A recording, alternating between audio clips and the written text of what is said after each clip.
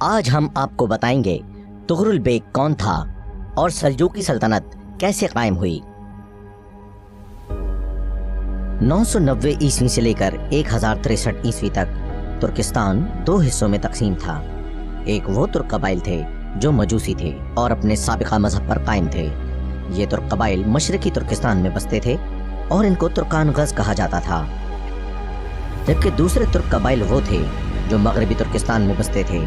یہ وہ ترک قبائل تھے جو ایمان لا چکے تھے، اسی لیے ان کو ترک الایمان کہا جاتا تھا، جو رفتہ رفتہ ترکمان بن گئے۔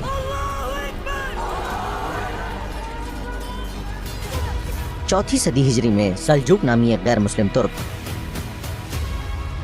اپنے خاندان کے ہمراہ دریائے سیہون یعنی سیر دریا کے پار جند کے مضافات میں آ کر بس گیا۔ اسلامی تعلیمات سے متاثر ہو کر سلجوق مسلمان ہو گیا۔ کلمہ حق پڑھنے کے بعد اس نے اپنی زندگی جہاد کے لیے وقف کر دی۔ سلجوق ہر جہاد میں صف اول میں لڑتا۔ ترکوں کو بہادری کی بڑی قدر تھی اور ترک قبائل دلیروں کو پسند کرتے تھے۔ تب ہی سلجوق کی دلیری کو دیکھتے ہوئے ترکوں کے ایک غیر معروف قبیلے سلاجقہ نے سلجوق کو قبیلے کا سردار بنا دیا۔ سلجوق اپنی قائدانہ صلاحیتوں اور دلیری کے بلبوتے پر بہت جلد دیگر ترک قبائل میں بھی مقبول ہو گیا۔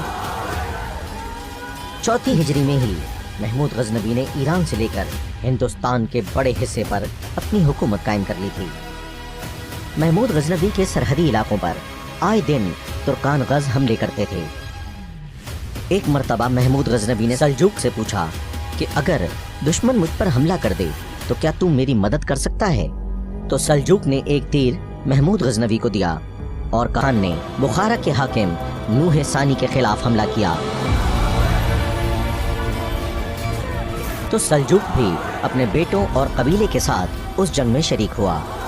گھمسان کی جنگ ہوئی اور اسی دوران سلجوق کا جوان سالہ بیٹا میکاروس کی تدفین جند کے مقام پر ہوئی۔ سلجوق کے دونوں پوتے تغرل بیگ اور چغر بیگ بہادر جنگجو بن کر ابھرے۔ تغرل بیگ اور چغر بیگ میں بہت محبت اور اتفاق تھا۔